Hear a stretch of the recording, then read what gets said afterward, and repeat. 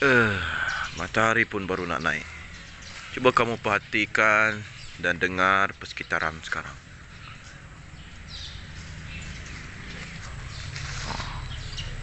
Boleh tak kamu nampak burung-burung tu? Tumbuh-tumbuhan? Ha? Rumput, pokok. Itulah yang kita akan pelajari dalam subjek ini.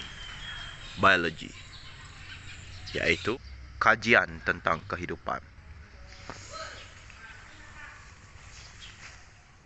Assalamualaikum dan salam sejahtera kepada semua para pelajar yang sedang menonton video ini. So, hari ini kita akan bermula dengan bab 1 Biology KSSM tingkatan 4. Alright.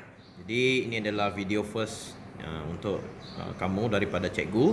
Jadi kita akan pergi menjelajah bab 1. Okey. Daripada video yang cikgu tunjukkan sebentar tadi, kamu telah melihat banyak kehidupan ataupun banyak benda hidup. Banyak benda hidup di persekitaran kita. Dalam video tu kamu ada nampak pokok, kamu ada nampak rumput, kamu ada nampak burung-burung dan dengar juga burung-burung berkicauan. Jadi itulah dia biology. Kita study berkenaan dengan benda hidup.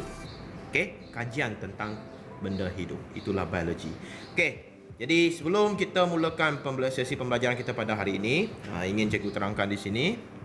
Kita kena tengok OP kita terlebih dahulu, iaitu tajuk bidang biologi dan kerjaya 1.1. Kamu boleh tengok. Apa yang kamu perlu ada adalah kami akan dapat menyatakan maksud biologi. Kandungan tambahan menyenaraikan bidang kajian biologi, kerjaya dan kemajuan dalam bidang pertanian. Berkaitan. Menjana idea tentang perkembangan bidang biologi dan sumbangan teknologi biologi kepada manusia. Memberikan contoh kerjaya yang berkaitan dengan bidang biologi. Jadi itu adalah OP kita pada hari ini. So pengenalan kepada biologi dan peraturan makmal. Kamu ada juga subtopik-subtopik dinyatakan dalam buku teks digital ini. Apakah kesan revolusi industri 4.0 terhadap bidang biologi? Kamu kena faham sekarang negara kita sedang dilanda pandemik COVID-19. Alright. Dan alhamdulillah vaksin telah pun dihasilkan. Dan telah diberi kepada beberapa individu dalam negara kita, seperti yang kamu sedia maklum dalam media sosial dan sebagainya. Jadi itulah kepentingan antara kepentingan subjek ataupun bidang yang kamu sedang pelajari sekarang ni bersama dengan cikgu, iaitu biologi. Alright, so kita go through subtopik yang pertama, iaitu bidang biologi dan kerjaya. Apakah itu biologi? Biologi berasal daripada bahasa Yunani, iaitu bios, yang bermaksud kehidupan, dan logos yang bermaksud kajian. Jadi dua benda ni bergabung, kajian tentang kehidupan. Kajian terperinci tentang benda hidup dan persekitaran semula jadi. Kita kena memahami struktur dan fungsi organisma serta hubungan dan interaksi antara organisma dengan alam sekitar. Beberapa contoh bidang kajian biologi ditunjukkan dalam gambar foto 1.1. Kamu dalam bidang ini kita akan belajar tentang semua berkaitan dengan benda hidup. Bagaimana proses kehidupan. Kamu akan belajar semula benda asas rantai makanan. Kamu akan belajar tentang proses fotosintesis, tumbuh-tumbuhan. Kamu akan belajar tentang diri kita sendiri terutamanya. Apa yang berlaku ketika kita makan, bagaimana makanan dicernakan, dan apa proses yang dialami oleh makanan tersebut sebelum dia menjadi tinja, sebelum dia dikumuhkan keluar. Jadi apa yang kita perlukan untuk hidup dan apa yang bahaya kepada kita, itu yang kita akan pelajari. So ini adalah contoh bidang kajian biologi. Kita ada botani, kajian mengenai kehidupan, kajian mengenai hidupan tumbuhan. Kita ada fisiologi, kajian mengenai fungsi dan mekanisme organisma. Kamu boleh nampak dalam video cikgu ni, jantung di situ. Sistem peredaran darah. Alright, dan ada pump, itu jantung. Kemudian kita ada genetik, kajian mengenai pewarisan dan variasi genetik. Kita juga membantu dalam menentukan. Contoh ambil mudah, genetik di lokasi kawasan jenayah berlaku, tempat jenayah berlaku, DNA. kita menentukan penjenayah, siapa suspek, dan kita confirmkan adakah suspek berada di tempat kejadian berdasarkan bukti-bukti evidence yang ditinggalkan, contoh cebisan kulit, rambut, titisan air mani, darah dan sebagainya. Okey, kita tengok juga microbiology, kajian mengenai mikroorganisma. So, seperti yang kamu sedia maklum sekarang, seperti yang cikgu bagi tahu tadi, negara kita sedang dilanda pandemik COVID-19, dan bidang mikrobiologi ni amat membantu dalam penghasilan vaksin. Okey, penghasilan vaksin yang sekarang ini sedang disebarluaskan di seluruh dunia. Alright, mudah-mudahan kita semua akan menerima suntikan vaksin itu nanti. Okay, ekologi, kajian mengenai interaksi antara organisma dan persekitarannya. Kita akan tengok bagaimana organisma berinteraksi dengan alam sekitar, bagaimana burung dengan habitatnya, bagaimana manusia berinteraksi dengan alam sekitar. Kitar nitrogen, for example, penting ke tak? Kitar karbon, okay, penting ke tak? So, bagaimana interaksi-interaksi itu berlaku, kita akan lihat dengan lebih jauh. Okay, ini adalah bidang kajian biologi. Kemudian inovasi Malaysia. Tengok ni, salah satu kejayaan inovasi teknologi di Malaysia ialah penghasilan perancah biologi daripada kulit kerang untuk kegunaan rawatan pergigian. Inovasi teknologi di Malaysia diterajui penyelidik daripada universiti dan institusi penyelidikan awam dan swasta. Okey, ini inovasi yang berlaku dalam negara kita. Okey, perancah biologi daripada kulit kerang untuk kegunaan rawatan pergigian. Alright, kita manfaatkan kerang itu. Okay, next, lensa biologi. Teknik pencetakan bio 3 dimensi 3D digunakan untuk mencetak dan membentuk tisu tiruan dan membantu dalam bidang kejuruteraan perubatan moden. Okay, ini macam contoh orang yang telah mengalami luka-luka seperti kebakaran beberapa degree yang tinggi itulah. Okay, kita boleh bantu dia dengan menggunakan teknik pencetakan bio 3 dimensi untuk mencetak dan membentuk tisu tiruan dan membantu dalam bidang kejuruteraan perubatan moden. Itu contoh, salah satu contoh yang cikgu berikan kepada kamu. Alright, next, pembedahan plastik dan sebagainya pun membantu,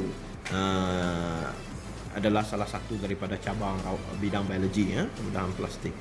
Okay, next, sumbangan biologi dalam kehidupan harian. Okay, sumbangan biologi dalam kehidupan harian.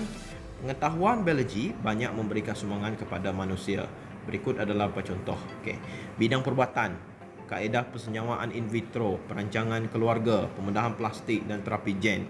Okay, contoh dekat sini adalah bidang perubatan. Okay, di mana diberikan contoh tentang persenyawaan in vitro. Apa itu persenyawaan in vitro?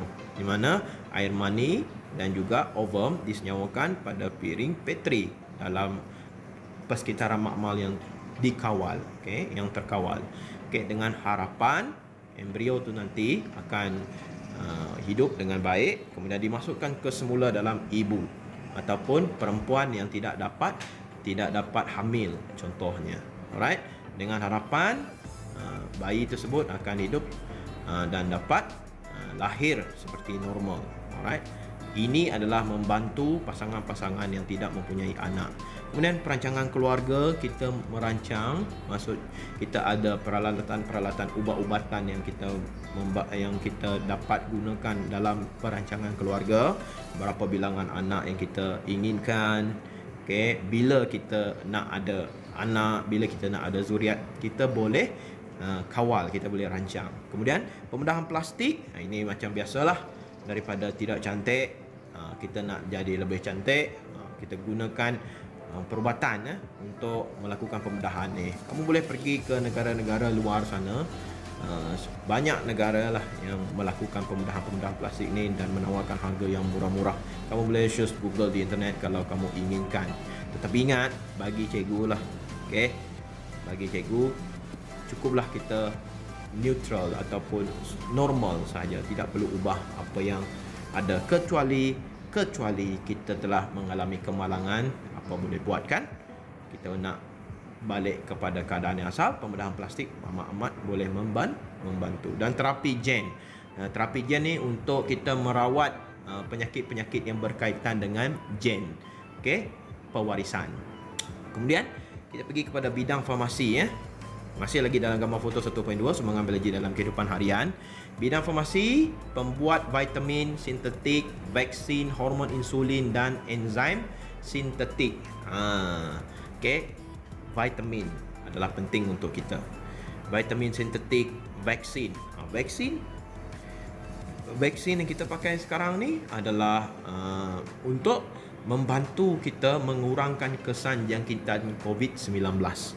Alright, membantu untuk mengurangkan kesan jangkitan COVID-19. Kemudian kita ada hormon insulin dan enzim sintetik. Hormon insulin untuk apa? Apa kegunaan hormon insulin ni? Insulin adalah untuk badan kamu akan merembeskan insulin untuk menukarkan gula yang berada di dalam darah tu kepada glycogen. Okey, gula yang ada dalam darah ditukarkan kepada glycogen, okey, untuk merendahkan aras gula dalam darah. Sekiranya insulin gagal berfungsi ataupun tidak dirembeskan ataupun dirembeskan dalam kuantiti yang kurang, kandungan gula dalam darah akan tinggi, menyebabkan pelbagai komplikasi seperti diabetes. Alright. Bidang penghasilan makanan. Penggunaan mikroorganisma dalam pembuatan keju, kecap, tapai, tempe. Kamu biasa dengar tentang yeast kan? Yeast adalah sejenis mikroorganisma. Yeast adalah sejenis mikroorganisma yang digunakan untuk menghasilkan makanan, untuk membesarkan, mengembangkan dough, tepung contohnya. Okey.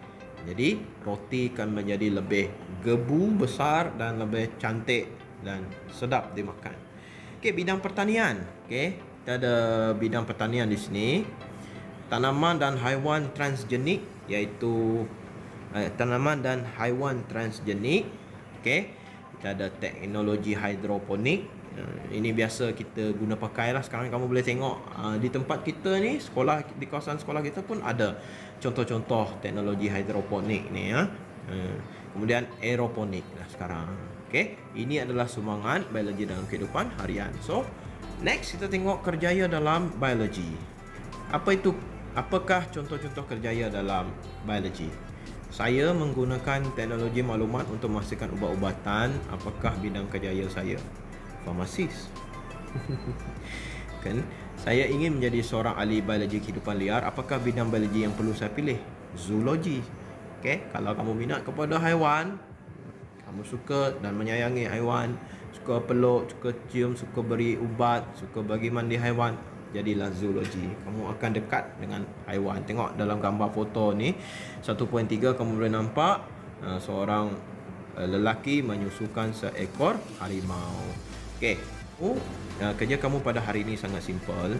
Kamu nyatakan, jawab soalan cikgu ni dan hantar ke dalam grup WhatsApp. Kamu just nyatakan apakah kerjaya dalam bidang biologi dan kamu nyatakan apakah skop tugas setiap kerjaya yang kamu nyatakan itu. Sebanyak yang boleh, asalkan ianya berkaitan dengan biologi. Itu saja. Okey. Jadi itu saja OP kita pada hari ini. Sekiranya kamu ada apa-apa soalan, kamu tanyakan dalam grup WhatsApp saja ataupun tanyakan di dalam komen di bawah deskripsi ini. Dan sekiranya dan itu saja daripada cikgu. Sekian. Assalamualaikum dan salam sejahtera. Terima kasih.